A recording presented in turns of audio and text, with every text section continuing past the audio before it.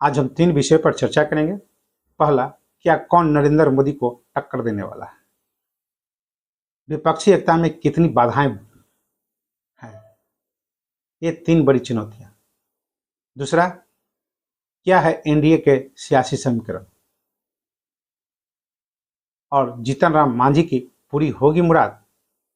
तीसरा और जो अंतिम चर्चा होगा वो कांग्रेस वर्किंग कमेटी का, यानी कि सीडब्ल्यूसी में गांधी परिवार की जगह पक्की। देखना है किसका कटता है पत्ता। चुनाव से पहले बदलाव संभव। तो सबसे पहले नमस्कार, न्यूज इंडिया के गुड मॉर्निंग शो में एक बार फिर आपका स्वागत है और मैं आपके साथ विपिन। करते हैं पहला चर्चा। वास्तविक में कोई है जो नरेंद्र मोदी को टक्कर देगा? 2024 के लोकसभा चुनाव की रणनीति बनाने के लिए विपक्षी दल 23 जून को पटना में एकजुट हो रहे हैं, लेकिन उनके सामने 3 बड़ी चुनौतियां कायम हैं, जिनका समाधान तलाश करने के लिए उन्हें लंबी कवायद करनी पड़ेगी। विपक्षी खेमे में जुड़े एक नेता ने कहा कि 3 प्रमुख मुद्दे हैं जिसका समाधान जल्दी निकाल पाना मुश्किल है। एक सीट पर विपक्ष की उम्मीदवार उतारने पर दलों के बीच कई राज्यों में सहमति बनना मुश्किल है, क्योंकि जो दल लोकसभा चुनाव में भाजपा के खिलाफ एक साथ आने को तैयार है, वह विधानसभा चुनावों में एक दूसरे के खिलाफ चुनाव लड़ते हैं।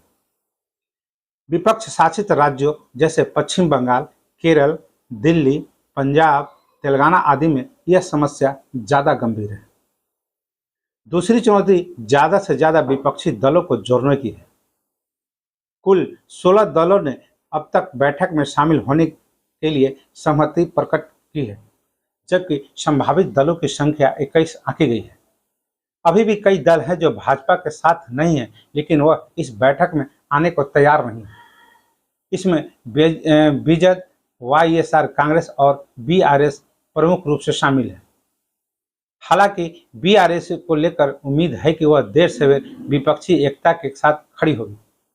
इसके लिए प्रयास भी चल रहे हैं, लेकिन बीजू जनता दल और वाईएसआर कांग्रेस आगे भी विपक्षी गठजोड़ से दूरी बनाए रख सकते हैं। हालांकि यह उम्मीद है कि दोनों दल चुनाव के बाद हालात अनुकूल होने पर अंश रूप से समर्थन दे सकते हैं। इसके अलावा एमआईआई जैसे पार्टी कुछ छोटे दल भी हैं जो विपक्ष के साथ खड़े नहीं होंगे।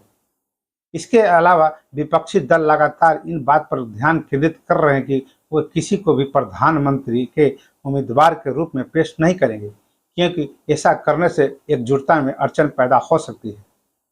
जनता दल की तरफ से भी लगातार यह कहा जा रहा है कि नीतीश प्रधानमंत्री के दावेदार नहीं है।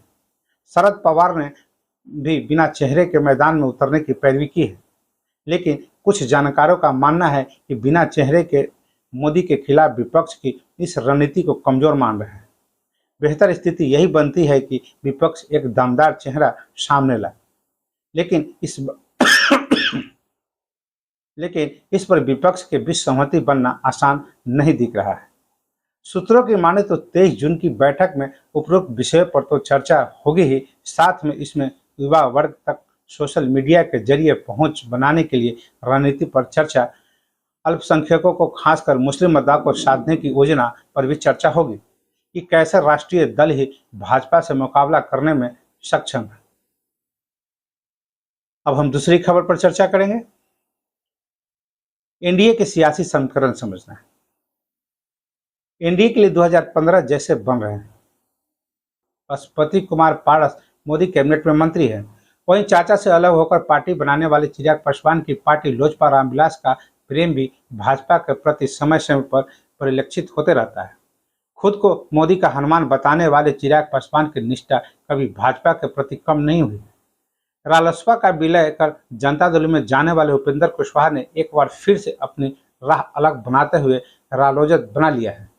बीती दिनों उनकी भाजपा के राष्ट्रीय अध्यक्ष जगत प्रकाश नड्डा से मुलाकात हो चुकी है। इस मुलाकात के बाद ही यह कयास लगाए जा रहे हैं कि उपेंद्र कुशवाहा भाजपा के साथ ही चुनावी मैदान में जाएंगे।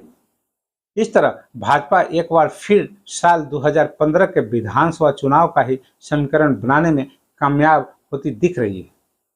बात महागठबंधन की करें तो जनता दल और राजद के साथ कांग्रेस इसमें शामिल थी। और यह 2015 के चुनाव के ठीक पहले बिहार में अस्तित्व में आया था। विधानसभा चुनाव में जब सीटों का बंटवारा हुआ तब एनसीपी भी इसका हिस्सा थी। जनता दल राजद को 100 सीटों, वहीं कांग्रेस को 40 सीटें, जबकि एनसीपी को 3 सीटें मिली थी। लेकिन बाद में एनसीपी गठबंधन से अलग हो गया और एक एक सीट जनता दल राजद व कांग्रेस में बंट गई।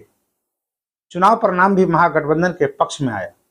कुल 178 सीटों पर जीत के साथ नीतीश कुमार के नेतृत्व में बिहार में महागठबंधन की सरकार बनी। राजद 80, जनता दल 71 और जबकि कांग्रेस 27 सीटें जीती थी। 2015 में 20 सीटों पर लड़ी हम वर्ष 2015 विधानसभा चुनाव में 243 सीटों में से भाजपा 160 सीटों पर चुनाव लड़ी थी। उसे 53 और घटक दलों के खाते में 5 सीटें आई थी। सहयोगी पार्टियों में रामविलास पासवान की लोक जनशक्ति पार्टी 40 और उपेंद्र कुशवाहा के राष्ट्रीय लोक समता पार्टी के 23 सीटों पर चुनाव मैदान में उतरी थी। दोनों को क्रमशः 2-2 सीटों पर जीत मिली थी, जबकि हिंदुस्तान आवाम मोर्चा से 20 सीटों पर चुनाव लड़ी थी और मांझी अकेले विधानसभा पहुंच पाए थे। इस बार लोकसभा चुनाव में भी मांझी की पार्टी ताल ठोक रही है। इन दिनों मांझी 5 से 6 सीटों पर चुनाव लड़ने की बात कह चुके हैं।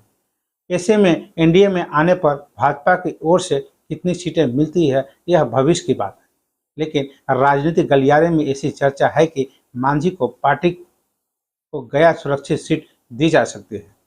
यहाँ से मांझी के बेटे पूर्व मंत्री डॉक्टर संतोष सुमन उम्मीदवार हो सकते हैं।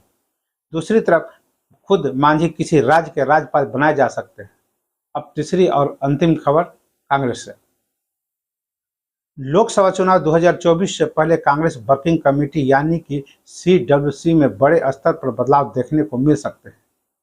हालांकि कहा जा रहा है कि समिति में गांधी परिवार यानी कि सोनिया गांधी, राहुल गांधी और प्रियंका गांधी की जगह पक्की है। फरवरी 2023 में छत्तीसगढ़ के रायपुर में हुए कांग्रेस के सत्र में अध्यक्ष मल्लिकार्जुन खड़गे को चुनाव के बजाय CWC के सदस्यों को नामित करने का अधिकार दिया गया था। एक मीडिया रिपोर्ट के अनुसार पार्टी के संशोधित संविधान के बाद कांग्रेस वर्किंग कमेटी में पूर्व प्रधानमंत्री और ऑल इंडिया कांग्रेस कमेटी यानी कि AICC के पूर्व अध्यक्ष शामिल रहेंगे। ऐसे में राहुल गांधी, सोनिया गांधी भी CWC का हिस्सा बने रहेंगे। इसके अलावा प्रियंका गांधी के भी समिति में बने रहने की संभावनाएं काफ़ी ज़्यादा है। खबर है कि पार्टी ने उन्हें आगामी चुनाव में प्रचार अभियान में सक्रिय रहने का भी जिम्मेदारी दी है। CWC में पहले सदस्यों की संख्या 25 थी, जिसे बढ़ाकर 35 कर दिया गया था। कांग्रेस के संशोधित संविधान में अनुसूचित जनजाति ST, अनुसूचित जाति SC, अन्य पिछड़ा वर्ग OBC और महिलाओं व अल्पसंख्यकों को शामिल करने की बात कही गई है। रिपोर्ट में सूत्रों के हवाले से बताया गया है कि महासचिव अविनाश पांडे, पंजाब प्रभारी हरीश चौधरी, महाराष्ट्र प्रभारी HK पाटिल, बिहार प्रभारी भक्त चरण दास और केरल के पूर्व CM ओमान चंडी का नाम CWC से कट सकता है। इसके अलावा KH मुनियप्पा, रघु शर्मा, दिनेश गुड्डू राव भी इस समिति से बाहर हो सकते हैं। कहा जा रहा है कि पार्टी को लगता है कि इन नेताओं का इस्तेमाल उनके राज्यों में किया जा सकता है। खबर है कि पार्टी उन नेताओं को शामिल करने पर विचार कर रही है जिसके पास चुनाव लड़ने का अनुभव है। साथ ही कई नेता CWC में युवाओं को भी लाना चाहते हैं। संभावनाएं व्यक्त की जा रही है कि रमेश चेन्नीथला, राज्यसभा सांसद रंजीत रंजन, पूर्व दलित कांग्रेस प्रमुख नितिन राउत, BK हरिप्रसाद, महाराष्ट्र के पूर्व CM पृथ्वीराज चौहान और पूर्व केंद्रीय मंत्री सुबोध कांत सहाय समिति में शामिल हो सकते हैं। तो बस अभी तक के लिए इतना ही। तो हमें आज्ञा दीजिए। नमस्कार। आपका दिन शुभ हो।